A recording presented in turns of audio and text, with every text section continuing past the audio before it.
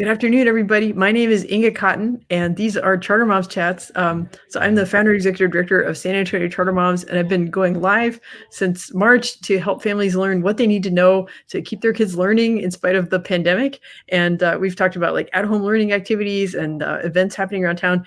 And I'm very grateful today we have Stephanie Hall Powell, who's the CEO superintendent. She's the founder of SA Prep. Also, which the full name is San Antonio Preparatory Community School. And so Stephanie has a amazing background. She is not only like an Air Force veteran, right? Mm-hmm. Yes. And she worked as a teacher and a principal at Idea Public Schools. And then when I met Stephanie, she was in her fellowship at BES, which helps support future school leaders as they develop their school model and apply for their charter and just get their school off the ground. And I have not been to the campus yet. It makes me so sad. I haven't seen it, but like it's real. It's here. It's real. We're here. Yes. So thank you, Stephanie. So I want to mention there's a link in the description of the video to a brand new blog post. It's our first ever enrollment guide for SA Prep, and it has pictures. It's got information about how to apply. It's got, just great stuff about the school. So be sure and read the blog post. But Stephanie's here to give us the real story about how SA Prep managed to open during pandemic. But yeah. First you can talk to us about like the mission and the vision for the school, and like what the purpose is as far as like building relationships and what kind of environment you want to create for your students. Oh, so I will truncate this as much as possible because that's really big, right? That's a really big question. But first of all, Inga, thank you so much for doing this, for inviting me here, for everything that you do. I would like to say that you are like parent and mom and entrepreneur of the year, but I would actually have to like extend that to multiple years because you've been doing this for multiple years. And I truly appreciate you. And I wanted to make sure that I said that to you because you are doing some really great and awesome work for kids, not just your own kids, but for all of our children. So thank you so much for that. Thank you, Stephanie. Good question. Our mission is to provide a high quality education through rigorous curriculum, high quality instruction, and a challenging and supportive learning environment. So the really big piece of our mission is the challenging and supportive learning environment. We really want to be as supportive as possible. So we created different models on our campus that provide different levels of support, not just to our students, but also to our staff and our families and the community. So that's really big in our mission on the levels of support that we try to provide. Our mission is not just to send kids to college. Vision. Our vision is not just to send kids to college, but our vision is really to support in a way that we feel like Black and Brown students have not been supported in education currently or in our past. So yes, we want our children to be successful. Yes, we want them to go to college. Yes, we want them to start businesses and be doctors and lawyers and all of those great things. But at the same time, sometimes the smallest need, like making sure that our children are fed, making sure that they are loved and cared for, and that they have a voice and that we see them, is even bigger than them being successful in the world of being an entrepreneur or a doctor or a lawyer. So that is the true vision of what San Antonio Prep is here to do with our champions. And then I think you asked another question. Oh, you're right, which just has to do, I mentioned that, like, by the way, right, so SA Prep just opened this year, and I'm sure when you were planning this out that you had no idea that there would be a pandemic going on when you were trying to open a school. So, but, like I saw you kept posting updates about like, hey, here's our piece of land, and here's our buildings, and, and things just kept popping up, and I see trunk or treat happening, and, so there've been a lot of wins along the way. So, but just, can you comment on like, what is it like to try to open a school during a pandemic? So what I like to tell people is I don't know the difference. This is the first time that I'm starting a school, but this is the only time that I am obviously starting a school. So I don't have anything to compare to, but I will say that it is significantly different than what I anticipated it would be like to start a school. We have a lot more rules and guidelines and things in place to make sure that our champions are safe, that our parents are safe, that our community is staying safe. But we also have our vision, right, of being a community school where we support people. And that becomes significantly more challenging when you can't touch people or be around people in a way that you're used to being around them, the way that you're used to supporting them, having our monthly events or having things where we're supporting the families with resources. So now it's just being creative in how we still fulfill our vision, but also make sure that we're keeping people as safe as possible. So I will say that it has been challenging, but I think just this process in general has been challenging. So just to add a pandemic like COVID to the picture just adds another layer, but doesn't obviously make it impossible. Right, right. That you're being attentive to the needs of the families in the SA Prep community, Yes. and in some ways, those needs are more intense than they would be in a more typical year, right? When the economic situation Correct. was better. Yeah, Correct. Yeah. yeah, yeah. And you have to respect social distancing, while yeah, but I mean, you've done a great job of like going on social media and like having town halls and just really communicating about what y'all are doing and making sure that families know what's going on.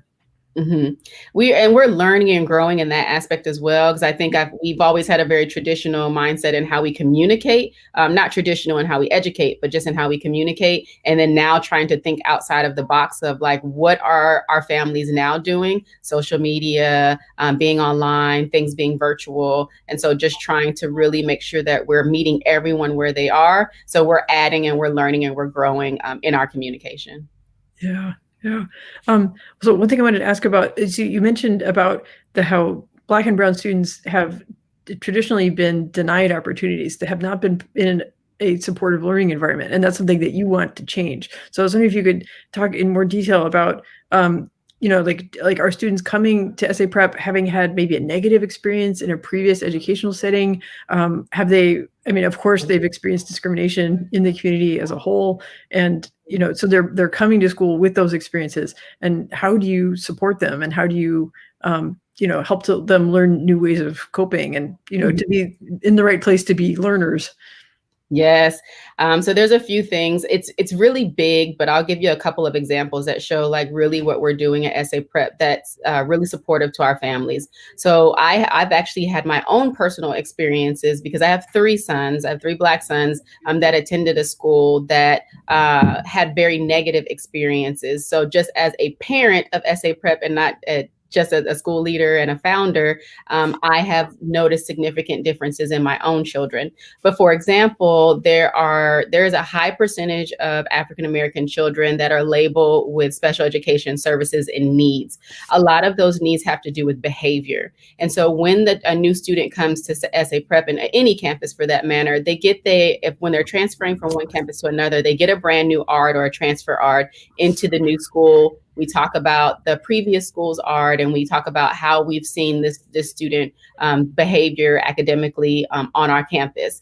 And what we've noticed is that the behaviors that they had at a previous campus, they no longer exhibit on our campus.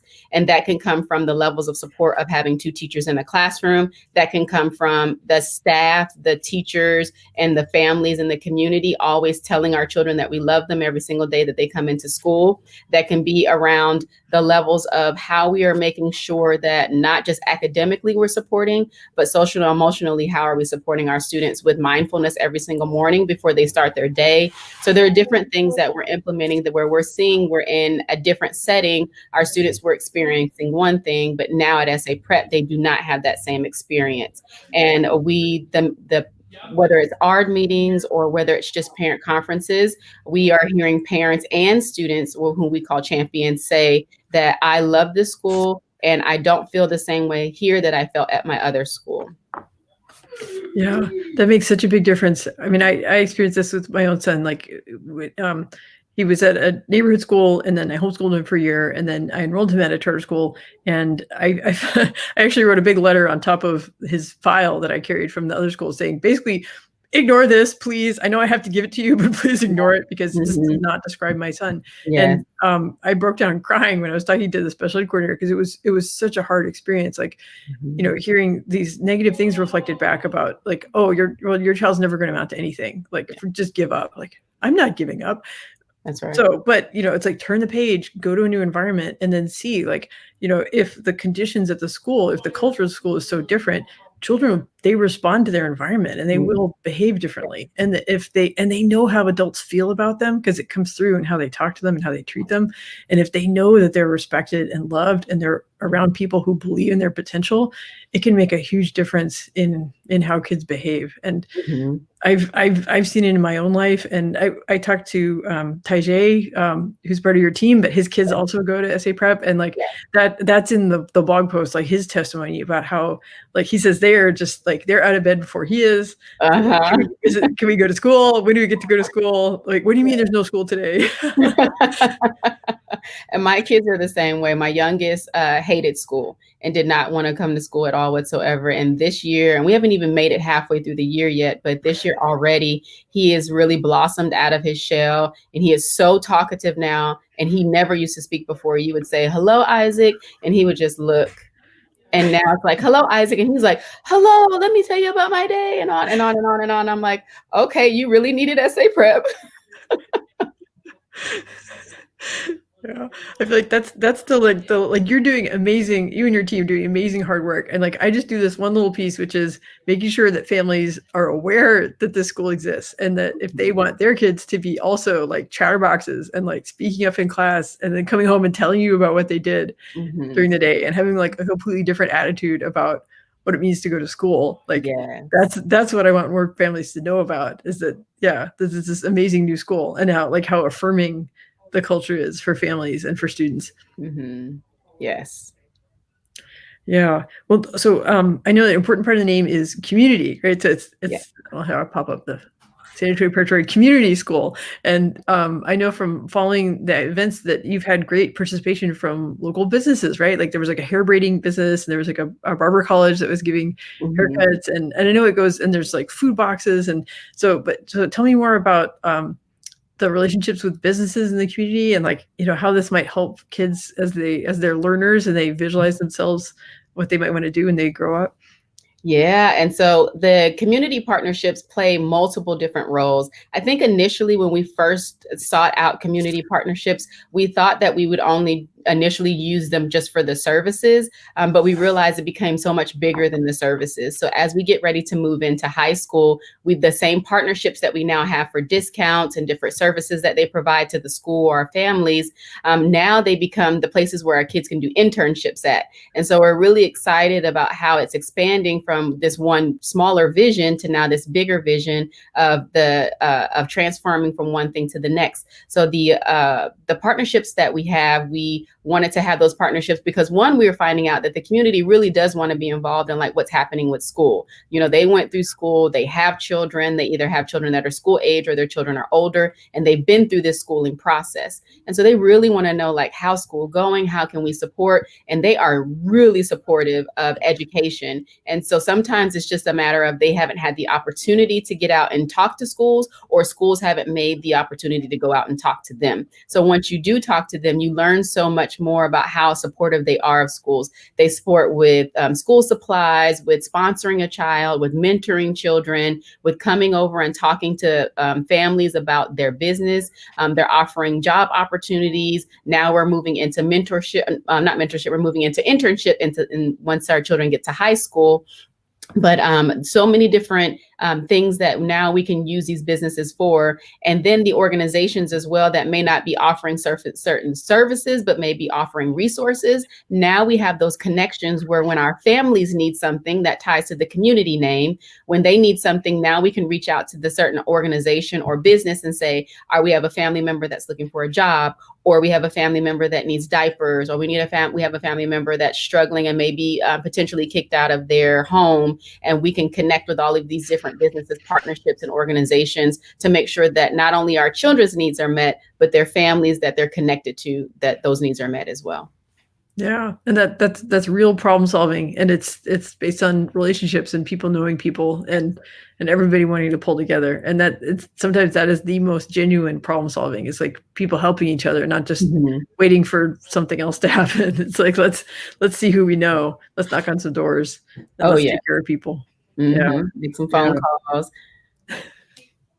So you mentioned that internships become a potential win SA Prep has high school grades. So if you could tell me, so the school started, so as far as like current enrollment, it's 5th, 6th, and 7th, right? And you have open seats now, so families could apply for the current school year for those grades, right? Yes, they can. We have open seats now for 5th, 6th, and 7th. And then we are obviously going to matriculate into 8th grade naturally. And we are surveying our community and families right now to offer 9th grade a year early next year. And so that's why I'm saying now that's when the internship opportunities begin to open up with our current partners that we have, so that students could have the opportunity in 9th grade to go and do internships at starting in 9th grade at these local partnerships.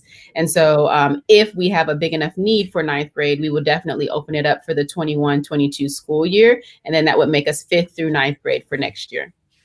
Yeah. And so as I mentioned in the description of the video, there's a link to the blog post. And in the blog post, I've got a link to the survey. So if families want to click through and speak up and say, yes, we want 9th grade next year, then that they can kind of vote with their clicks and make that happen. Yes, they can. Mm-hmm. Okay. So are there any other like stories you want to share about like things happening with the campus facilities, or like with as far as like events that are coming up? I think there's like a talent show. Yes. So being a community school, you cannot be a community school and not have community events. And so at the beginning of the school year, we did try to keep those to a minimum with COVID and everyone coming back to school and us trying to get used to it. But now we're slowly introducing our monthly community events back into school. So we had one in November, which is our trunk or treat. And then we have now our Christmas at SA Prep that we will have every single year. And Christmas at SA Prep is super special to my heart because we're going to be doing a lot of different things. We're kind of merging a festival of lights or booth of lights where we're going to have different vendors that will set up that our families can walk around to the different vendors. We will have a talent show and a fashion show that's sponsored by Braids on Fire, which is one of our community partners. And then we are also going to be having food trucks and Kona Ice, and then some other vendors come out. And then we have a parent prep club, which is similar to a school PTA. And they are going to be putting on different, what does Christmas look like in different cultures set up.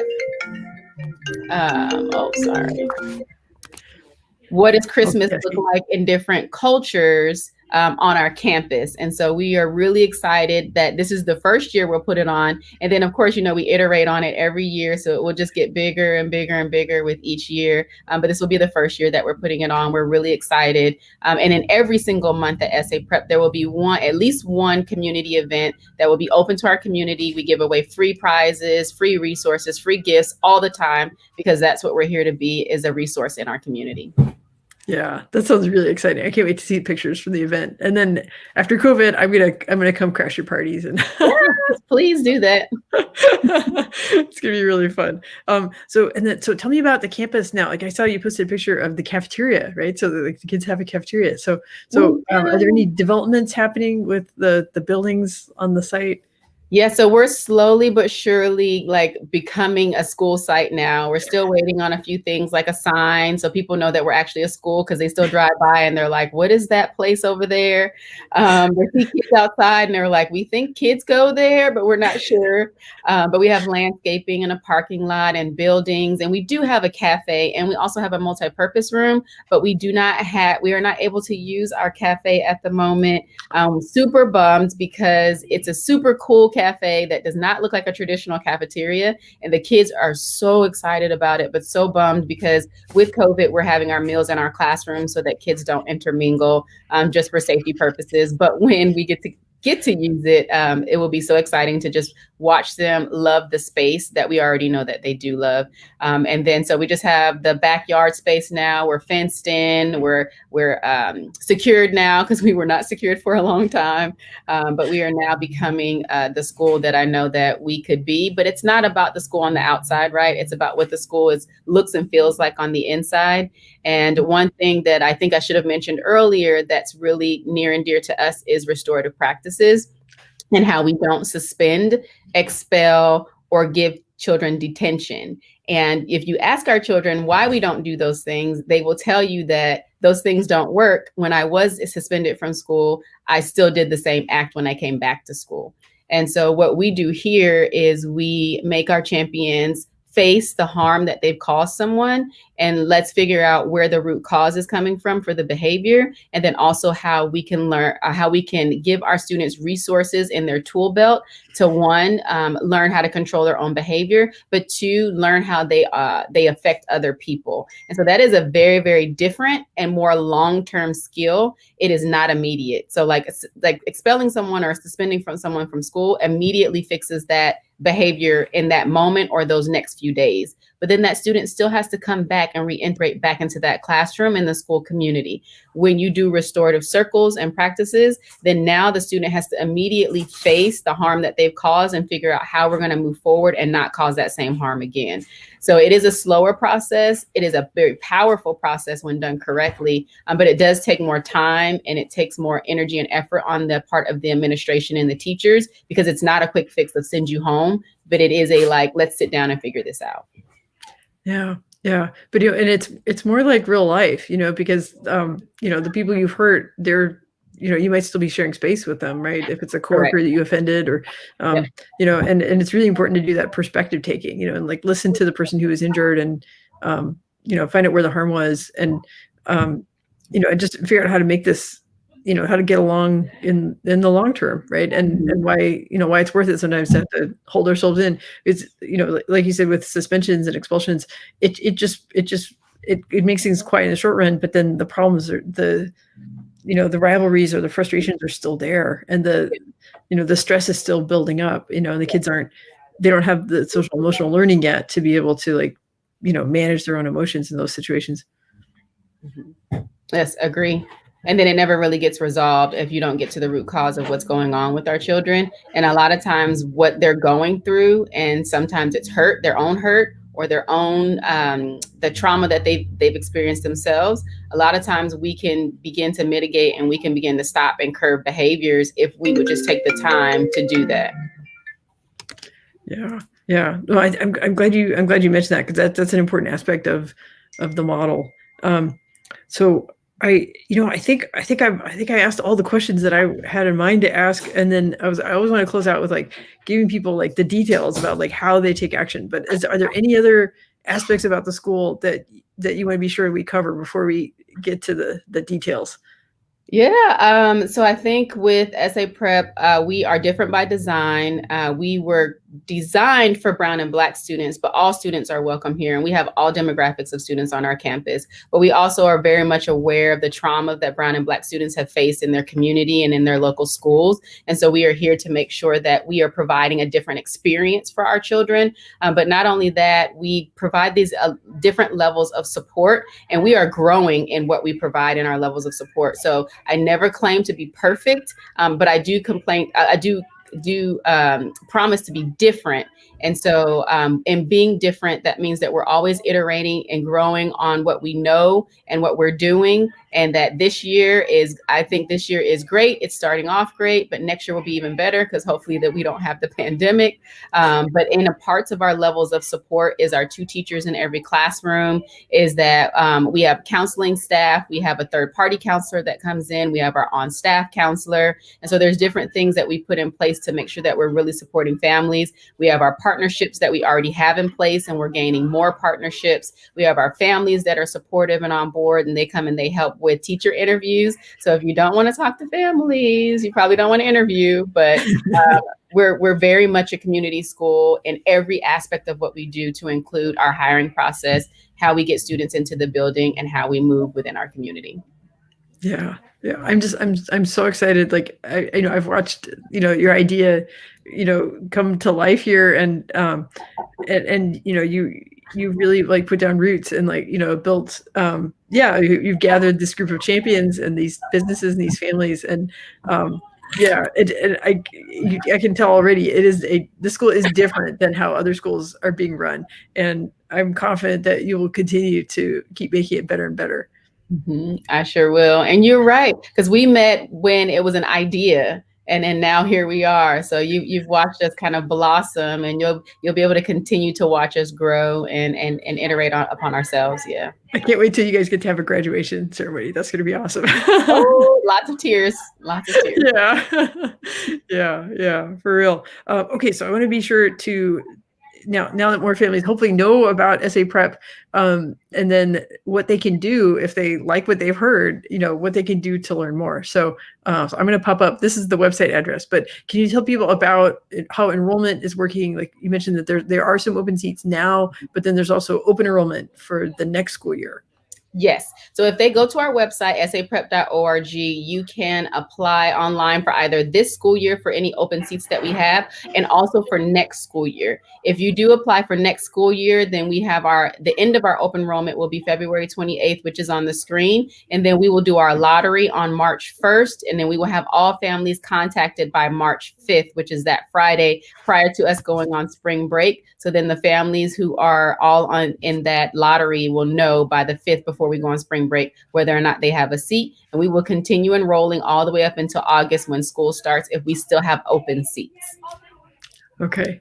Yeah. I encourage families to, just, click through, do the application. It's really simple. It just takes a few minutes, but it could open up, a new set of possibilities, for kids. Instead of feeling like quiet or feeling out of place, they can be at a place that's different and they feel like they belong, they feel supported, they can, speak up about what's on their mind, and then they can come home and be, just a chatterbox about like what I did at school today. I got to tell you. Yeah. Yes. Mm-hmm. Yeah. Okay. Well, this has been wonderful. I'm so glad to get an update about SA Prep, and I look forward to, when after COVID, be able to visit the campus and go to some of these like community events and just, see more in person, like what's going on. So.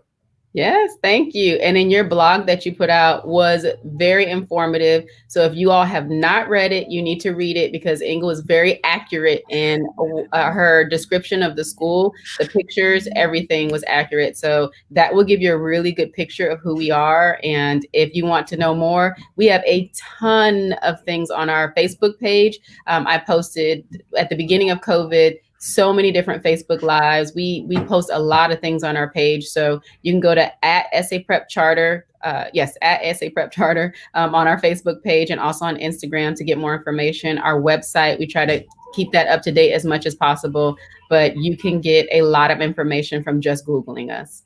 Mm-hmm. That's true. No, I mean, because you all have a clear vision about what you're doing, and you are always good about sharing and communicating about what's happening with the school. And I think it's wonderful. And it's letting the whole world know about what great stuff is happening at SA Prep. Thank you. Thank you, Inga. Yeah. Thank you, Stephanie. Okay. Well, I look forward to be able to see you in person again someday and visit the campus. But in the meantime, I think, thank you so much for being on Charter Mom Chats and for explaining all the great stuff happening at SA Prep. Thank you for having me, Inga. I really appreciate it. All right.